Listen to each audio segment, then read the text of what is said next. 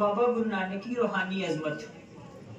सिख मजहब के बानी गुरु नानक देव जी बिला इम्तियाज हर मजहब, हर रंग और नस्ल के लिए प्यार का पैगाम लेकर आए। उनका फलसफा खुदा किसी भी एक मजहब की मुकर्रर करदा हदों में समाने से इनकार करता है।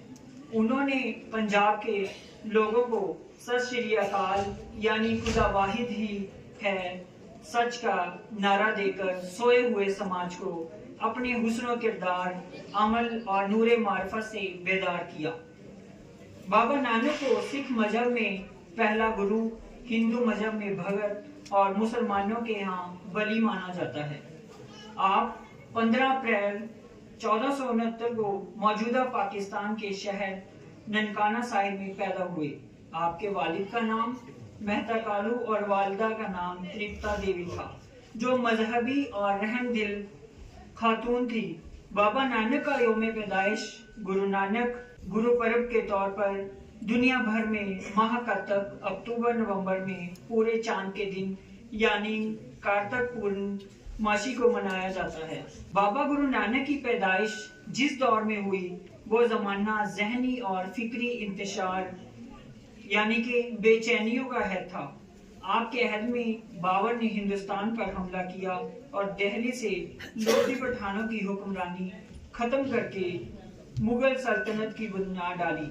बाबा नानक ने अपने कलाम में इस हकीकत की तौसीक की है कि जंग में बहुत से ऐसे बेगुनाह लोग मारे गए। बाबा नानक ने इस सारे इल्मिया को एक तमाशाई की तरह नहीं देखा, बल्कि अवामी जिंदगी के दर्द को महसूस किया। गुरु नानक हिंदुस्तान की अवाम की मजहबी दखना नवीसियत को सख्त नापसंद करते थे। वो कहते थे कि इंसान का रिश्ता बराह रास्त खुदा से होता है, तो फिर इंसान इस बहस में क्यों इतना वक्त बर्बाद करता है कि गंगा का पानी उसके पाप धोएगा या नहीं, और किस तरह का लिबास खुदा को पसंद है। वो कहते थे कि सबसे पहले अपने बातिन खुदा की मर्जी के मुताबिक डालो। बाबा नानक ने इंसानी बरादरी को हक व इंसाफ दिलाने के लिए 4 बड़े सफर किए। बाबा गुरु नानक का ये भी बचपन से मामूल था कि वो सूरज निकलने से पहले घर के करीब नदी में उतर जाते और वहाँ खुदाए वाहिद की हमद बयान करते। सिख रिवायत के मुताबिक 1499 30 साल की उम्र में उन्हें एक कश्फ हुआ। बाबा जी ने काली वेन नदी में एक गहरा गोता लगाया। बाबा गुरु नानक जहाँ एक तरफ अवामी शख्सियत के मालिक और एक अजीम रूहानी शख्सियत थे, वहीं वो अपने अहद के बहुत बड़े शायर थे। आपने वहीदत और अखुवत का पैगाम दिया, इखलाक और इंसाफ की तालीम दी। बाबा नानक की शायरी की ये खसूसियात आखिर तक कायम रही। बाबा नानक का ख्वाब जात पात से आजाद मुआशरे का क़याम था। वो चाहते थे कि कोई ऐसा समाज हो जहाँ कोई जात पात का पेचीदा मसला ना हो। वो फरसूदा रस्म रिवाज के सख्त मुखालिफ थे।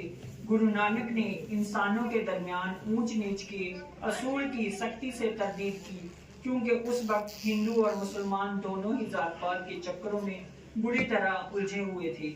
इससे वाजे होता है कि वो रूहानी तौर पर जात पात के निज़ाम को बदलने की बात करते हैं। बिला आखिर गुरु नानक अपनी जिंदगी का बड़ा हिस्सा सफर में बसर करने के बाद वापस पंजाब करतारपुर पहुंचे, जहां उन्होंने अपने जानशीन गुरु अंगद देव जी को मुकर्रर करके उन्होंने हिंदुस्तान के माहौल में एक बड़े नज़ीर रिवायत कायम की।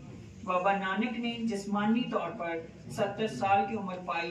शायर मशरक इल्लामा इकबाल ने बांगे दरा की एक नज़म में उन्हें यूं खराजे अकीदत पेश की है। फिर उठी आखिर सदा तौहीद की पंजाब से, फिर उठी आखिर सदा तौहीद की पंजाब से, हिंद को एक मर्द कामिल ने जगाया था ख्वाब से। शुक्रिया।